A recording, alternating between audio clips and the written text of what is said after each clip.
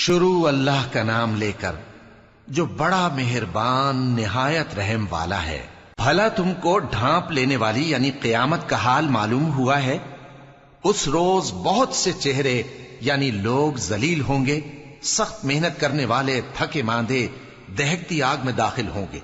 ان کو ایک کھولتے ہوئے چشمے کا پانی پلایا جائے گا، ایک سخت خاردار جھاڑی کے سوا ان کے لیے کوئی کھانا نہیں ہوگا جو نہ مفید غذا بنے اور نہ بھوک میں کچھ کام آئے۔ بہت سے چہرے یعنی لوگ اس روز شادماں بھی ہوں گے، اپنی محنت کے بدلے پر خوش، بہشت بری میں وہاں کسی طرح کی لغو بات نہیں سنیں گے، اس میں چشمے بہ رہے ہوں گے، وہاں تخت ہوں گے اونچے اونچے اور کٹورے قرینے سے رکھے ہوئے اور گاؤ تکیے قطار کی قطار لگے ہوئے اور نفیس مسندیں جگہ جگہ بچھی ہوئی۔ تو کیا یہ لوگ اونٹوں کی طرف نہیں دیکھتے کہ کیسے عجیب پیدا کیے گئے ہیں، اور آسمان کی طرف کہ کیسا بلند کیا گیا ہے، اور پہاڑوں کی طرف کہ کس طرح کھڑے کیے گئے ہیں، اور زمین کی طرف کہ کس طرح بچھائی گئی؟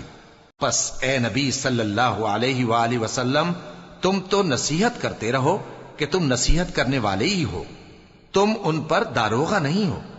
ہاں، جس نے منہ پھیرا اور نہ مانا تو اللہ اس کو بہت بڑا عذاب دے گا۔